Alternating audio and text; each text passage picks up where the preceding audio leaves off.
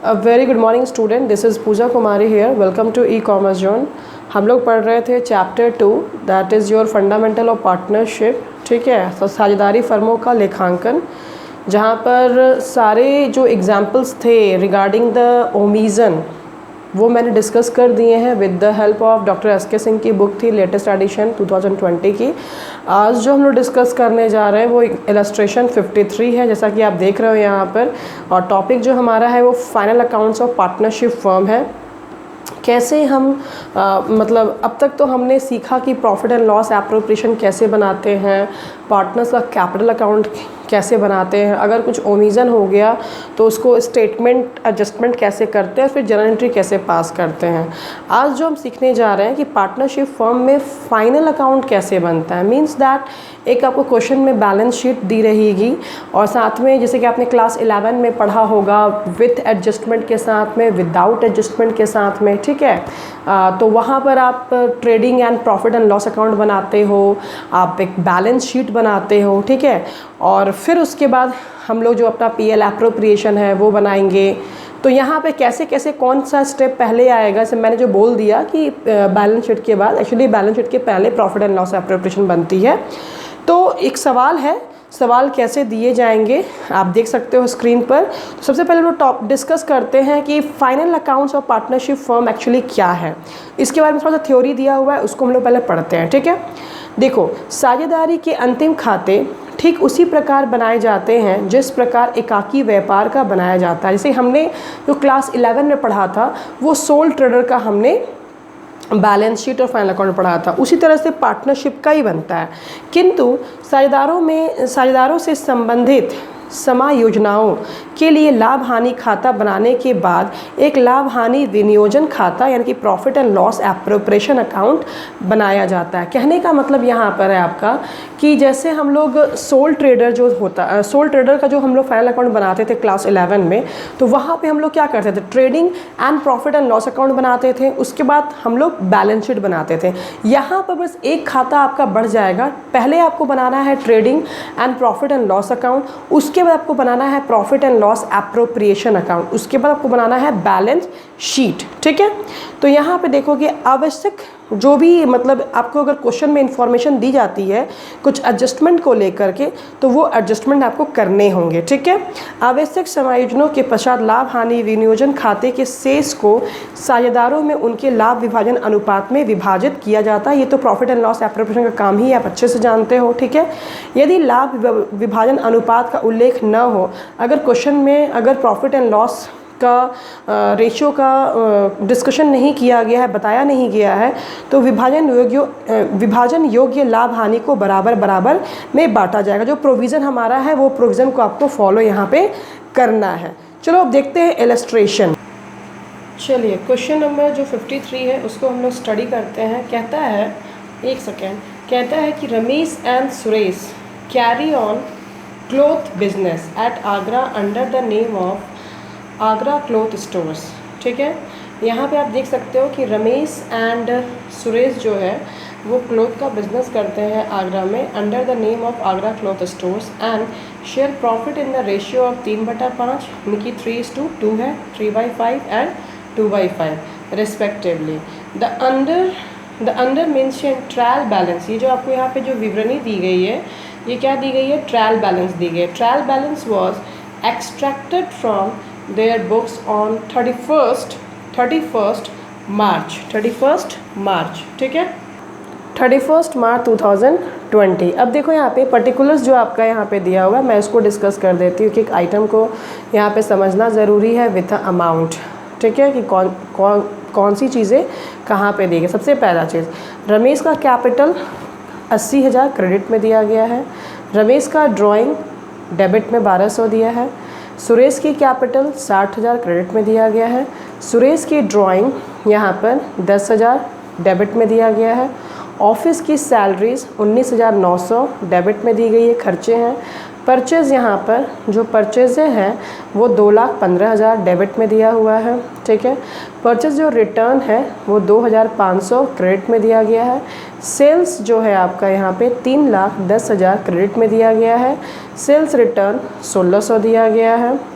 Loan on mortgage आपका 40,000 credit में दिया गया है। फ्रेट एंड कैरेजेस 20,000 आपका डेबिट में दिया गया है। बिल्डिंग आपकी यहाँ पे डेबिट में 30,000 दी गई है। और इंटरेस्ट अकाउंट जो है 3,200 डेबिट में दिया गया है। और यहाँ पे स्टॉक जो बोला जा रहा है 1 अप्रैल 2019 को वो है 36,800, यानी कि ये आपका क्या है, ओपनिंग स्टॉक है। ठीक है, मैं उम्मीद करती हूँ कि क्लास 11 आपने अच्छी सी पढ़ी होगी, तो वो क्लैरिटी होगा क्यों ट्रायल बैलेंस में जो भी आइटम्स अगर लिखे गए हैं क्रेडिट डेबिट पे तो क्यों लिखे गए हैं। As you know very well, जो भी एक्सपेंसेस एंड लॉसेज है उसे हम डेबिट में दिखाते हैं, एज वेल एज जो भी एसेट्स होता है उसे हम डेबिट में दिखाते हैं। कैपिटल हो गया, लाइबिलिटी हो गया, और आपके इनकम्स एंड गेंस, वो सारी चीज़ों को हम क्रेडिट में दिखाते हैं। ठीक है, चलिए आगे बढ़ते हैं। और भी बहुत सारा इन्फॉर्मेशन यहाँ पे दिया हुआ है। मुझे थोड़ा सा कैमरा को सेट करने दो। चलो यहाँ पे देखोगे, स्क्रीन थोड़ा सा मैं और बड़ा कर देती हूँ। चलिए यहाँ पे देखोगे, स्क्रीन पे आपको दिख रहा होगा, दैट इज़ कि ब्रोकरेज एंड कमीशन जो है 15,000 आपका ये डेबिट में है। जनरल चार्जेस जो है 5,000 वो डेबिट में दिया हुआ है। एडवर्टाइजिंग जो है आपका एडवर्टाइजिंग जो आपका दिया हुआ है 2,000 वो डेबिट में है। ठीक है, जनरल चार्जेस आपका 5,000 डेबिट में है। रिजर्व फॉर डाउटफुल डेब्ट्स जो है आपका 1,500 है। मैं उम्मीद करती हूँ कि आपको पता होगा रिजर्व फॉर डाउटफुल डेब्ट क्या है। अगर नहीं मालूम है तो मैं बोलूँगी कि अपने क्लास 11 के बुक्स को आप खोलिए और वहाँ पर प्लीज़ जाकर आप स्टडी करिए, बिकॉज अगर मैं इस वीडियो में इसको डिस्कस करने लगूँगी तो वीडियो आई थिंक सो, अगर मैं पर्टिकुलर टॉपिक को लेकर डिस्कशन करना चालू कर दूँ तो फिर वीडियो 1-2 घंटे की बन जाएगी। ठीक है, तो रिज़र्व फॉर डाउटफुल डेब्ट जो है वो 1,500 की क्रेडिट में है। टैक्सेस एंड इंश्योरेंस जो है 2,500 आपका डेबिट में है। और फर्नीचर जो है आपका 5,000 का डेबिट में है। बैड डेब्ट है आपका 1,000 रुपया डेबिट में है। सन्ड्री जो डेटर है वो आपका 61,000 डेबिट में है। सन्ड्री क्रेडिटर आपका 12,750 क्रेडिट में है। ठीक है, एंड बिल्स रिसीवेबल 50,000 डेबिट में है। कैश इन हैंड 1,700 डेबिट में है। कैश इन बैंक आपका 10,050 रुपया डेबिट में है। डोनेशन टू आगरा क्लब जो है आपका वो 5,000 है। तो दिस आपका फाइनली टोटलिंग यहाँ पे 5,06,750 है डेबिट एंड क्रेडिट। यानी कि फाइनली आपके ट्रायल बैलेंस में जो इन्फॉर्मेशन दी गई है वो हमने स्टडी कर लिया। अब आते हैं कुछ या क्वेश्चंस में एडजस्टमेंट दिए हुए हैं, तो बिना एडजस्टमेंट दिए हुए trading and profit and loss account बनाना बेवकूफ़ी होगा। हमें एडजस्टमेंट को भी स्टडी करना ज़रूरी है। सबसे पहले हमने यहाँ पे एडजस्टमेंट में क्या देखा, प्रिपेयर, क्वेश्चन में बोलता है कि prepare trading and profit and loss account for the year ended 31st March 2020 and balance sheet as at that date after making the following adjustment। मतलब आपको तैयार करना है trading and profit and loss account and balance sheet आपको तैयार करनी है। ठीक है, विद दिस एडजस्टमेंट के साथ में। तो एडजस्टमेंट आपका क्या क्या है, ए से लेकर के आपका ल, मतलब अ से लेकर के ल तक दिया हुआ है। पहला एडजस्टमेंट हम लोग पढ़ते हैं क्या है, stock in hand on 31st March 2020 52,000। This is our closing stock. ये हमारा क्या है, क्लोजिंग स्टॉक है। चलो पहला इन्फॉर्मेशन बहुत क्लियर है, कोई दिक्कत नहीं। इसका ट्रीटमेंट हम कहाँ पे करेंगे मैं बताती हूँ। फिर इसके बाद है आपका, मैं बता ही देती हूँ, इसका जो ट्रीटमेंट है हम लोग ट्रेडिंग अकाउंट में करेंगे, क्रेडिट साइड में। ठीक है, फिर है यहाँ पर आपका partners are entitled to 6% interest on capital but no interest is to be charge on drawings. आपको दो चीज़ें यहाँ बोल दी गई है कि पार्टनर्स को इंटरेस्ट ऑन कैपिटल देना है और ड्राइंग पर कोई इंटरेस्ट चार्ज नहीं होगा। तो ऑब्वियसली पार्टनर्स को जो इंटरेस्ट चार्ज करेंगे वो हम लोग कहाँ पे करेंगे, प्रॉफिट एंड लॉस एप्रोप्रिएशन में करेंगे। ठीक है, आगे बढ़ते हैं। सी नंबर में, right of 5% depreciation on building and 10% on furniture. तो डेप्रीशिएशन 5% बिल्डिंग पे है, 10% कहाँ पर है, फर्नीचर में। इसका ट्रीटमेंट हमें दो जगह करना होगा। इवन क्लोजिंग स्टॉक का जो है, क्लोजिंग स्टॉक का भी दो जगह होगा। एक तो ट्रेडिंग अकाउंट के क्रेडिट साइड में होगा, प्लस इसका ट्रीटमेंट बैलेंस शीट में भी हमें करना होगा। ठीक है, एज अ स्टॉक के रूप में। और जो हमारा यहाँ पे डेप्रीशिएशन है इसका हमें प्रॉफिट एंड लॉस में, मैं सी नंबर यहाँ लिख दे रही हूँ, प्रॉफिट एंड लॉस के डेबिट साइड में ट्रीटमेंट करेंगे depreciation of building and depreciation of furniture. साथ ही साथ इस डेप्रीशिएशन को हम बैलेंस शीट में भी ट्रीट करेंगे, बिल्डिंग के अमाउंट से घटाएंगे और फर्नीचर के अमाउंट से भी क्या करेंगे, डेप्रीशिएशन को घटाएंगे। तो इसका एक और जगह ट्रीटमेंट होगा इन द बैलेंस शीट। ठीक है, मैं शॉर्ट में लिख रही हूँ, आपको दिख जाएगा जब क्वेश्चन सोल्यूशन करेंगे वहाँ पे। डी नंबर कहता है द रिजर्व फॉर डाउटफुल डेब्ट is to be increase to 5000। कहने का मतलब है कि पहले से जो रिज़र्व बनी हुई थी, पहले से आपके ट्रायल बैलेंस में कितने का रिज़र्व बना हुआ था, 1500 का बना हुआ था। अब जो पार्टनर्स हैं उनका मानना है कि इस रिज़र्व को हमें क्या करना है, 5000 बढ़ा देना है, मतलब 5000 से और रिज़र्व को क्या करना है, बढ़ा देना है। तो इसका ट्रीटमेंट हम लोग प्रॉफिट एंड लॉस अकाउंट में भी करेंगे, प्लस हम लोग बैलेंस शीट में भी करेंगे। ठीक है, प्लस हम लोग बैलेंस शीट में भी करेंगे। देखते हैं बैलेंस शीट में कहाँ पे करना है हमें। तो प्लस माइनस स्पेशली करना होता है, डायरेक्टली लिखना नहीं है यहाँ पे। तो दो जगह ट्रीटमेंट करना है, बैलेंस शीट के प्रॉफिट एंड लॉस के डेबिट साइड में ट्रीटमेंट करनी है और बैलेंस शीट में भी करनी है। ठीक है, नेक्स्ट मेरा है यहाँ पे, Suresh is to be credited with 7200 as a partnership salary. Suresh को 7200 एज अ सैलरी मिल रही है। ठीक है ना, तो 7200 जो सैलरी मिल रही है, अब यहाँ पे क्लैरिटी नहीं है कि पर एनम है कि पर मंथ है। हम लोग मान के चलते हैं यहाँ पे कि ये पर एनम है। ठीक है, कि क्रेडिट शब्द बोल दिया गया है तो उसकी इनकम होगी 7200 की सालाना, साल में उसकी होगी। तो इसका ट्रीटमेंट हम लोग कहाँ पे करेंगे, जो सुरेश का है उसे प्रॉफिट एंड लॉस एप्रोप्रिएशन में ट्रीटमेंट करेंगे। ठीक है, नेक्स्ट है 2000 मतलब 2000 आउटस्टैंडिंग एज सैलरीज। ये तो आप सारे बच्चे जानते हो कि इसका ट्रीटमेंट हमें कहाँ पे करना है, पीएल अकाउंट में करेंगे डेबिट साइड में, प्लस इसका बैलेंस शीट पे भी ट्रीटमेंट होगा लायबिलिटी साइड में। क्यों, क्योंकि ये आउटस्टैंडिंग सैलरीज है, मतलब जो वर्कर्स हैं वो आपके यहाँ काम कर चुके हैं, आपके फर्म का बकाया हो चुका है और आपने उसको सैलरी नहीं दी है इस साल की, तो वो आउटस्टैंडिंग हो गया, लेकिन खर्चा तो इसी साल का है तो आपको दिखाना होगा। ठीक है, नेक्स्ट क्या है यहाँ पे, 4 month interest on loan eight 12% per annum is unpaid.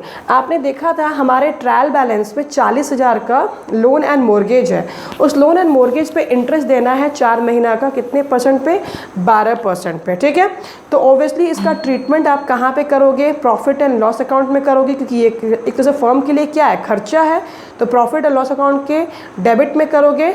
ठीक है, प्लस इसका ट्रीटमेंट हमें बैलेंस शीट पे भी करना होगा लायबिलिटी साइड में। ठीक है, चलो अब आते हैं हम लोग सोल्यूशन की ओर। चलिए, मैं उम्मीद करती हूँ कि आपको क्वेश्चन अच्छे से क्लियर हो गया होगा। अब आप इसका सोल्यूशन देख रहे हो यहाँ पे कि सबसे पहले हमें बनाना है trading and profit and loss account of Agra cloth stores for the year in 31 March 2020। कुछ भी नया नहीं है, जो क्लास 11 में आपने पढ़ा था एकदम सेम टू सेम है, बस मैं उम्मीद करती हूँ कि चीज़ें आपको याद रही होंगी। ठीक है, सबसे पहले हम लोग डेबिट साइड में यानी कि ट्रेडिंग अकाउंट का काम करेंगे। हमारे क्वेश्चन में ओपनिंग स्टॉक दिया हुआ था 36,800। आप जो ट्रायल बैलेंस है उसको एक बार देख लीजिएगा। ठीक है, 36,800 दिया हुआ था। परचेज मेरा दिया हुआ था 2,15,000, जिसमें हमारे क्वेश्चन में परचेज रिटर्न था, तो परचेज रिटर्न को माइनस करेंगे 2,500, तो आउटर कॉलम में लिखेंगे 2,12,500। हमारे क्वेश्चन में फ्रेट एंड कैरेज दिया हुआ था 20,000 का। ठीक है, तो हमने ये जो 3 आइटम हमारे क्वेश्चन में दिया हुआ था, ओपनिंग स्टॉक, परचेज रिटर्न और फ्रेट एंड कैरेज, हमने लिख दिया यहाँ पे। ठीक है, उसके बाद आते हैं क्रेडिट साइड में। बाई सेल्स 3,10,000 हमारे क्वेश्चन में दिया था, उसमें रिटर्न था मेरा 1,600 रुपया। आउटर कॉलम में कितना लिखोगे, 3,08,400 रुपया। ठीक है, और क्लोजिंग स्टॉक हमारे एडजस्टमेंट में दिया हुआ था 52,000, जो मैंने बताया था आपको। ठीक है, तो अब सबसे पहले क्या करेंगे, क्रेडिट अमाउंट को जोड़ेंगे। तो देख रहे हैं 3,60,400 मेरा क्रेडिट में आया, और यहाँ पर जो है आपका ऑब्वियसली 91,100 से ये कम आया होगा। तो जो 91,100 जो आया है वो एक्चुअल में क्या है, मेरा ग्रॉस प्रॉफिट। वो क्या है, मेरा ग्रॉस प्रॉफिट। तो इस ग्रॉस प्रॉफिट को हम लोग ट्रांसफ़र कहाँ पे करते हैं, प्रॉफिट एंड लॉस अकाउंट में। और अकाउंट यहाँ पे ट्रेडिंग अकाउंट का क्या हो जाएगा, क्लोज हो जाएगा 3,60,400 से। अब इसके बाद ट्रांसफ़र हमने किया by gross profit brought from trading account. ये कहाँ से आया, ट्रेडिंग अकाउंट से आया 91,100। अब हम बनाते हैं क्या चीज़, प्रॉफिट एंड लॉस अकाउंट। तो सबसे पहले हमने हमारे क्वेश्चन में सैलरीज दी हुई थी, 19,900 का सैलरीज हमारे दिया हुआ था डेबिट में, ट्रायल बैलेंस में। और हमारे एडजस्टमेंट में आउटस्टैंडिंग दिया था। आउटस्टैंडिंग को यहाँ पे इसलिए जोड़ेंगे क्योंकि ये इस साल का खर्चा है ना। ये 31 मार्च 2020 के पहले का, मतलब इस दिन तो हम लोग खाता बना रहे हैं, इसी साल का खर्चा है ना। मतलब 1 अप्रैल जो 2019 से लेकर 31 मार्च 2020 तक के वो खर्चे हैं, आउटस्टैंडिंग सैलरी। भले आपने अगले को पैसा अभी नहीं दिया है, बकाया किया नहीं, खर्चा तो इसी साल का है, तो इसको क्या करेंगे, जोड़ेंगे। टोटल खर्चा कितना हो जाएगा, 21,900। फिर हमारे क्वेश्चन में ब्रोकरेज एंड कमीशन दिया हुआ था, ये भी एक तरह का खर्चा है, तो 15,000 आउटर कॉलम में डालेंगे। जनरल चार्जेस हमारे क्वेश्चन में दिया था, खर्चा है 5,000, यहाँ पे डालेंगे। एडवर्टाइजमेंट पे खर्चा है 2,000, आउटर कॉलम में डालेंगे। टैक्सेस एंड इंश्योरेंस 2,500 खर्चा है, इसे भी डालेंगे। अब देखो यहाँ पे इंटरेस्ट, हमारे क्वेश्चन में इंटरेस्ट 3,200 दिया हुआ था पहले से, और ये आउटस्टैंडिंग इंटरेस्ट हम लोग निकालेंगे, ठीक है। हमारे एडजस्टमेंट में दिया हुआ था कि क्या बोला था कि 4 month interest on loan eight 12% per annum, है ना। तो हमारा लोन कितना था, हमारा लोन था 40,000, है कि नहीं है। हमारा जो लोन था वो हमारे ट्रायल बैलेंस में कितना दिया हुआ था, क्रेडिट में 40,000 दिया हुआ था, जिस पे हमें क्या करना है, 12,000 पर एनम पे इंटरेस्ट चार्ज करना है। और कितना महीना के लिए बोला गया है, 4 महीने के लिए। तो देखो 40,000 गुना 12/100 गुना 4/12 करेंगे, है ना। तो मेरा 0 कैंसिल हो गया, राइट। 12 कैंसिल हो गया, राइट। 4 4 जा 16, यानी कि एक्चुअली जो आउटस्टैंडिंग इंटरेस्ट है वो कितना हो जाएगा, 1,600। आउटस्टैंडिंग इंटरेस्ट यहाँ पे क्यों कहेंगे, क्योंकि जब तक आपने प्रिंसिपल अमाउंट ही क्लियर नहीं करा है तो ऑब्वियसली इंटरेस्ट कहाँ से क्लियर करोगे, है ना। लेकिन ये इस साल का है, ठीक है, ये इस साल का इंटरेस्ट है, इसीलिए जो इंटरेस्ट पहले से दी हुई थी उसमें ये इंटरेस्ट जुड़ जाएगी 1,600, ठीक है। तो आपका कितना हो गया, 4,800, ठीक है। फिर इसके बाद है बैड डेप्ट। आपके क्वेश्चन में जो बैड डेप्ट है वो कितना है, 1,000 है। बैड डेप्ट कितना है आपके क्वेश्चन में, 1,000 है। और आपके क्वेश्चन में न्यू रिज़र्व यहाँ पर हमारा जो है बैड डेप्ट क्वेश्चन में 1,000 दिया हुआ था, और क्वेश्चन में हमारा न्यू रिज़र्व। देखो जो नया रिज़र्व हमारा जो बोला गया है एडजस्टमेंट में कि हम अब नया रिज़र्व बनाएंगे 5,000, तो इस बैड डेट में न्यू रिज़र्व को क्या करना है, हमको जोड़ना है। हमेशा याद रखना, जो न्यू रिज़र्व जो रहेगा एडजस्टमेंट में उसको क्या करेंगे, हम जोड़ेंगे, ठीक है। तो अब मेरा कितना हो जाएगा, 1,000 5,000 कितना हो जाएगा, 6,000। अब देखिए यहाँ पर नेक्स्ट देखोगे, 1 सेकेंड, देखो अब इसमें लेस करेंगे रिजर्व फॉर डाउटफुल डेप्ट। ओल्ड वाला जो रिज़र्व पहले से हमारे ट्रायल बैलेंस में जो दिया हुआ था 1,500, उसको 6,000 में से 1,500 को क्या करेंगे, माइनस करेंगे। तो आउटर कॉलम में कितना आएगा, 4,500। अगेन मैं बोलूँगी ये सब कुछ क्लास 11 में आपको पढ़ाया जा चुका है। हमेशा याद रखना कि न्यू रिज़र्व को हम ऐड करते हैं और डाउटफुल डेप्ट या फिर ओल्ड रिज़र्व को हम क्या करते हैं, माइनस करते हैं। इस चीज़ को याद रखोगे, ठीक है। डोनेशन जो आगरा क्लब को दी गई है, तो फर्म के लिए क्या है, खर्चा है डोनेशन, तो डोनेशन को भी आप डेबिट में दिखाओगे, ठीक है। फिर डेप्रिसिएशन बिल्डिंग पर है, तो आई थिंक सो बिल्डिंग आप कैलकुलेशन कर लोगे कि बिल्डिंग पे कितना आएगा। बिल्डिंग मान लो आपका अमाउंट यहाँ पर, 1 सेकेंड, बिल्डिंग जो था आपका यहाँ पे 30,000 की बिल्डिंग थी, राइट। 30,000 की बिल्डिंग थी, 30,000 पे आपका 5% कितना हुआ, 1,500 का आपका डेप्रिसिएशन हुआ। और जो फर्नीचर था आपका वो 5,000 का था, तो 5,000 पे 10% कितना होगा, 500 होगा। तो टोटल डेप्रिसिएशन कितना हुआ, आउटर कॉलम में 2,000 जाएगा। ओके, क्लियर है।